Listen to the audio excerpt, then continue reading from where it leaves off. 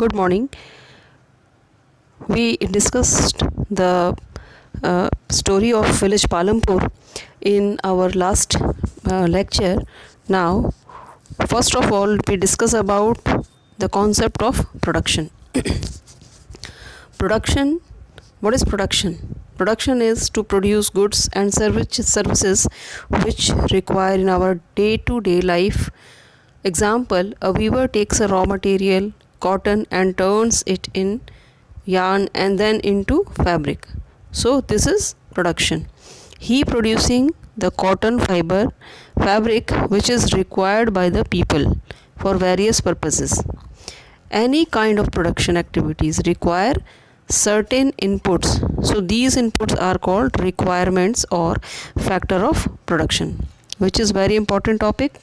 What are the factors of production? This topic is very important in this chapter. Now we discuss what the factors of production. तो सबसे पहले ये जान लेते हैं कि प्रोडक्शन क्या होता है. प्रोडक्शन जो है किसी भी गुड्स और सर्विसेज को जब हम प्रोड्यूस करते हैं, उसे बनाते हैं, अपने रॉ मटेरियल्स को लेकर के उसे किसी फाइनल प्रोडक्ट में चेंज करते हैं, वो प्रोडक्शन कहलाता है. और प्रोडक्शन करने के लिए हमें बहुत सारे इनपुट्स की ज़रूरत पड़ती है, बहुत सारी चीज़ों की ज़रूरत पड़ती है.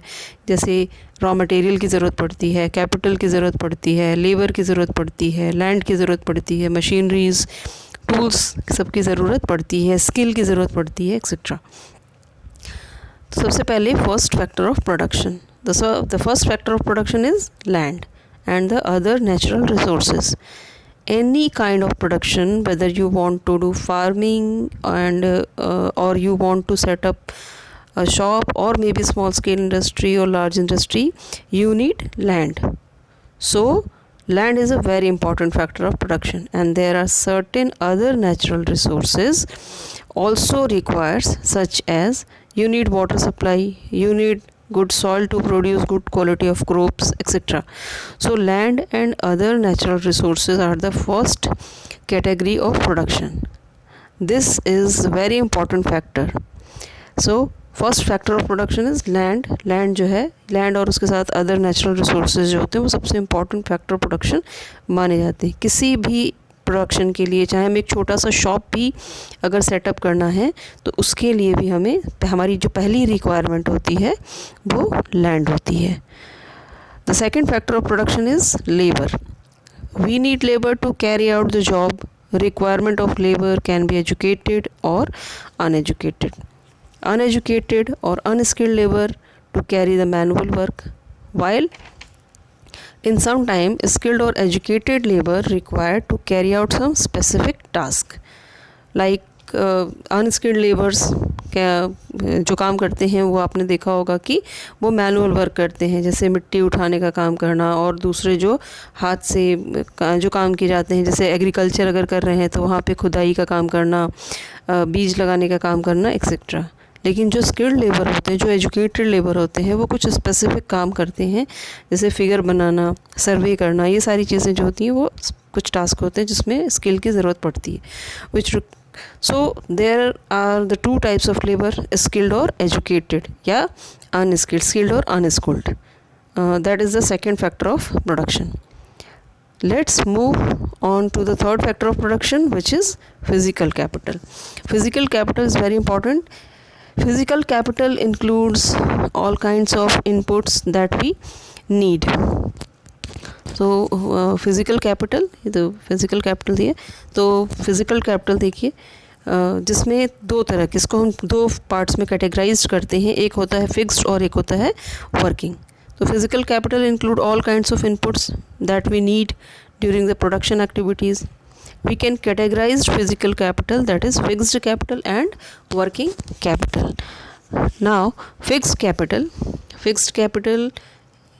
here fixed capital includes tool, machines, buildings, etc. These tools can vary from simple of like plucking, or big machines which is used by farmers, or big machines like thresher, combine, tractor, depending upon the situation or the economic status of the farmer or the kind of level of production activities. ये depend करता है कि ये fixed capital कैसा है. छोटा fixed capital भी हो सकता है, जैसे अगर छोटा एक किसान है तो उसके पास छोटे टूल्स होते हैं, और अगर बड़ा किसान है तो उसके पास बड़े टूल्स होते हैं। इसी तरह बड़े इंडस्ट्रियलिस्ट हैं जिनके पास बड़ी मशीनरीज होती हैं, छोटे स्मॉल स्केल इंडस्ट्रियलिस्ट होते हैं वो छोटी मशीनरीज वगैरह सेटअप करते हैं। तो ये फिक्स्ड कैपिटल कहलाता है। अब इसको समझते हैं कि फिक्स्ड कैपिटल क्यों कहलाता है।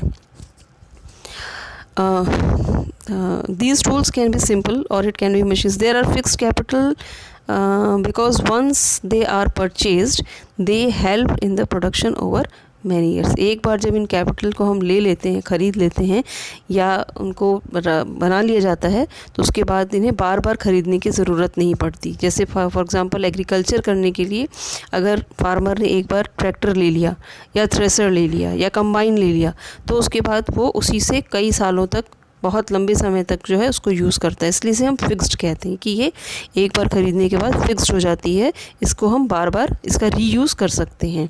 दे are reuse, they don't have invest in it every year. हर साल इस पे हमें इन्वेस्ट नहीं करना होता। That's why they are called fixed capital. On the other hand there is working capital. अब इसके दूसरा जो पार्ट है, दूसरा जो फॉर्म है, वो है आपका working capital. Here look in the chapter which is raw material, money, raw material example, for example हम example देखते हैं, शुगर मिल का example देखते हैं। शुगर मिल, शुगर केन जो है वो रॉ मटेरियल है। वीवर्स के लिए रॉ मटेरियल कॉटन यार्न है। So these are the raw material which are required from this. We also need money to carry out production activities. It is required to buy the raw material, to pay the salary, to buy machine tools, transportations etc. तो working capital क्या होता है? Working capital के अंदर हम raw material money को देख लेते हैं। मनी जो होता है वो सैलरी देने के काम में आता है, रॉ मटेरियल ख़रीदने के काम में आता है, मशीन्स टूल्स ख़रीदने के काम में आता है, ट्रांसपोर्टेशन के लिए काम में आता है एक्सेट्रा।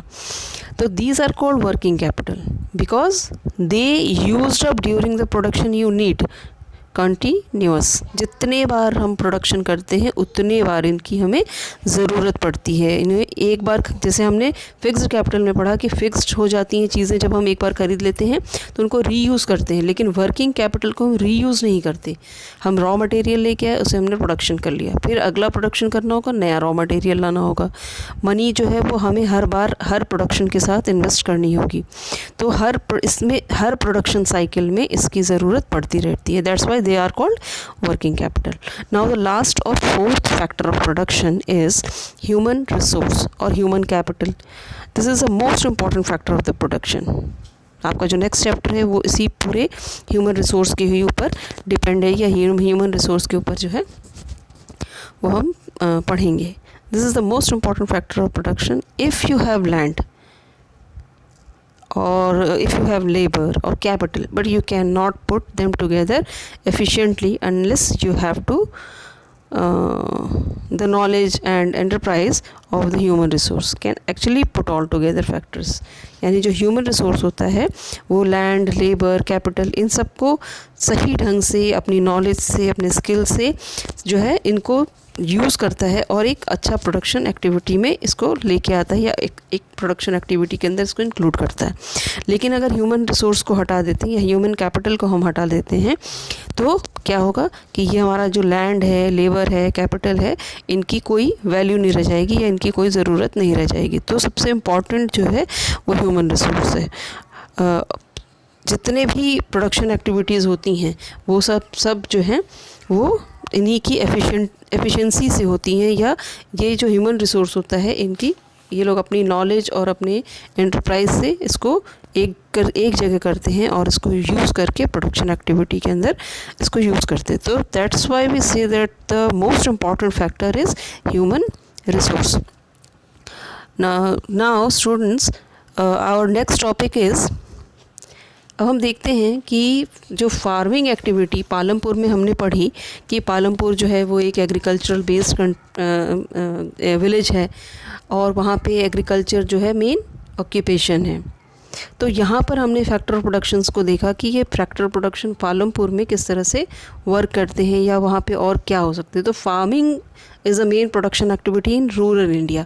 इंडिया के आप कोई सा भी विलेज देख लीजिए, कोई सा भी गांव देख लीजिए, वहाँ पे फार्मिंग जो है वो मेन प्रोडक्शन एक्टिविटी मानी जाती है। और लगभग 60% लोग ज़्यादातर फार्मिंग पे ही अपनी लाइवलीहुड के लिए डिपेंडेंट होते हैं। अब ये फार्मर्स जो हैं ये कैसे प्रोडक्शन करते हैं, इसमें हम देखेंगे कि जैसे आपने पालमपुर में देखी कि वहाँ पे लैंड, लिमिटेड लैंड है, लैंड जो है वो फिक्स है। यहाँ पे हम पढ़ेंगे इसमें कि लैंड जो है वो आपका फिक्स है। यहाँ पे देखिए ये लिखा हुआ है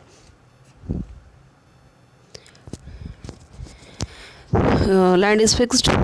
अब क्या करा जाए कि लैंड फिक्स्ड है और हमें प्रोडक्शन बढ़ाना भी है और मेन प्रोडक्शन एक्टिविटी भी फार्मिंग है, तो इसको करने के लिए हमें क्या करना चाहिए? तो certain over farm production because land area under cultivation is practically fixed. तो हम ये तो नहीं कर सकते कि जब मन किया हमने लैंड को बड़ा कर लिया, जब मन किया हमने लैंड को छोटा कर लिया। तो is there a way one can grow more from the same land? क्या ये संभव है कि हम एक ही लैंड के ऊपर बहुत थोड़ा सा प्रोडक्शन बढ़ा लें या प्रोडक्शन को ज़्यादा कर सकें? All land is cultivated. आपने पालमपुर में देखा कि वहाँ पे जितना भी लैंड है वो सब कल्टिवेटेड है, उस पर सब पे कल्टिवेशन होता है। No land is left idle, वहाँ पे कोई भी बचा हुआ नहीं ज़मीन है, या हम ये कह सकते हैं कि जो बची हुई ज़मीन है उसको हमने यूज़ कर लिया। अब किस तरह से कल्टिवेशन होता है? During the rainy season farmers grow ज्वार, बाजरा और खरीफ crops. These plants are used as cattle feed. is followed by cultivation of potato between October and December. तो आपने देखा होगा, उसके बाद आपने विंटर में देखा होगा रबी क्रॉप्स, जहाँ पे वीट वगैरह जो है वो शोन किया जाता है। तो अब कैसे इसमें हम पढ़ेंगे then how to increase production. Production को हम कैसे इंक्रीज़ कर सकते हैं या प्रोडक्शन को हम किस तरह से बढ़ा सकते हैं। तो हाउ टू इंक्रीज़ प्रोडक्शन, इसमें सबसे पहले हम पढ़ेंगे कि मल्टीपल क्रॉपिंग। आप इसमें दो टाइप के क्रॉपिंग देखेंगे, एक तो आप पढ़ेंगे मल्टीपल क्रॉपिंग और दूसरा जो है आप देखेंगे कि मिक्स्ड क्रॉपिंग। तो मल्टीपल क्रॉपिंग आप देखेंगे सबसे पहले क्या है, further help to increase farm production to grow more than one crop on a piece of land during the year is known as multiple cropping. How it is different from mixed cropping. तो multiple cropping क्या होता है, the most important वे कि इसमें आप देखेंगे कि rainy season में फार्मर्स क्या करते हैं, ज्वार और बाजरा, these plants can be used as cattle feed.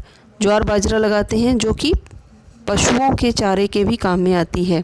इसी तरह से अक्टूबर में आपने देखा होगा कि अक्टूबर से दिसंबर के बीच में लोग पोटैटो वगैरह लगाते हैं। फिर रबी जब ग्रोन होता है तो वीट, पीस, ग्राम, मस्टर्ड, आपने देखा होगा गेहूं के साथ मटर उसमें लगाया जाता है या मस्टर्ड लगाया जाता है। तो दो फसलों को एक साथ जो है फार्मर्स लगा देते हैं।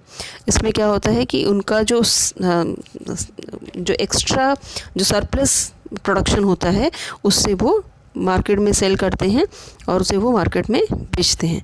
तो इस तरह से हमने देखा कि किस तरह से प्रोडक्शन को इंक्रीज़ किया जा सकता है।